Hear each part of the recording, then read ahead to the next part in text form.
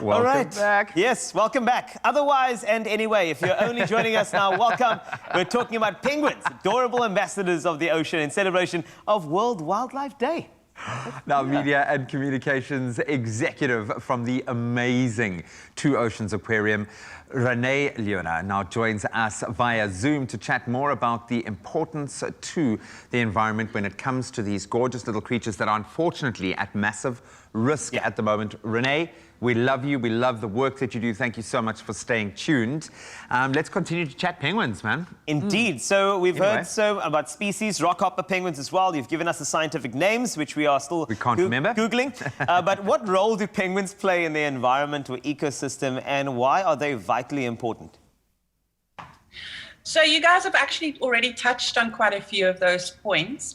And I've also mentioned that they are predators. So when you look at an ecosystem, you prey and you need predators, and you need those two to work together to keep the ecosystem in check. And without top predators, you end up with a broken ecosystem. And there you go, charismatic megafauna, which is vitally important for the marine ecosystem. But on top of that, so we like penguins. We all like penguins. We all have this thing for penguins. And we also all like pandas.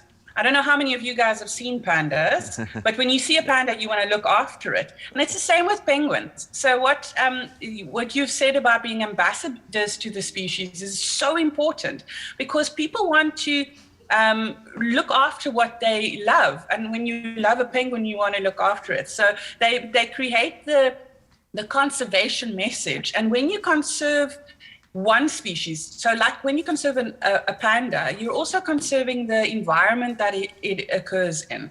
So when you conserve the penguins, you're also conserving the environment and the other animals within that environment.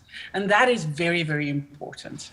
Well, more important now than ever before, when I talk about the Iucn Red List that classifies African penguins now sadly as endangered and notes that their population is rapidly, and I stress rapidly, declining with no indication of improvement.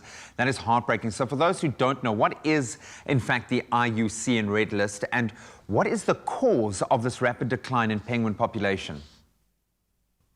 Okay, so to start off with, the Iucn Red List is an international list where species are assessed and species population numbers, and they are classified in a number of categories, from least concerned or even data deficient to critically endangered. So you've heard various animals being classified within those categories. And so at the aquarium, this is March, and we are calling it March of the Penguin because people need to know that penguins are endangered. African penguins are endangered. And in the last decade or so, so from the 1900s, in the early 1900s, you would have found at least a million penguins on the islands around the southern African coast.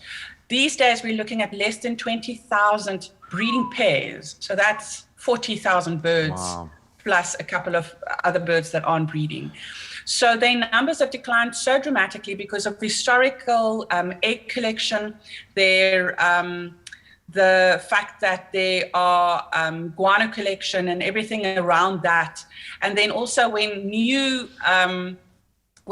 colonies are established, Boulders Beach, Dye Island, and Robben Island are new colonies. And when those colonies are being established, there's a huge drop-off in numbers of penguins from all around. So like almost a quarter of the population go. And they make these new colonies because they need food. And unfortunately, at this stage, there's nowhere for these penguins to go to find new food. Their food source is basically depleted. Wow. So, Renee, you know, we love penguins. We've watched Happy Feet. We've seen it. They've become very enduring to us at the Two Oceans Aquarium as well. I think what we need to hear from you is how can we help these animals and prevent their extinction? If you could give us some tips and pointers as to how we can assist them, we'd love to know. Be responsible. When you are eating fish, eat responsibly and sustainably sourced fish. Make sure that your pets are eating food that have either no fish in it or responsibly sourced fish food. Do look at the chicken that you eat, because a lot of poultry is fed on fish meal. And just tell people, learn about why these penguins are endangered, and then tell people that they can make a difference. Use less plastic for the pollution aspect. Just be a responsible human being on this planet. Thank you so much, Renee. I know this is a message you preach every day, so thank you so much for your efforts.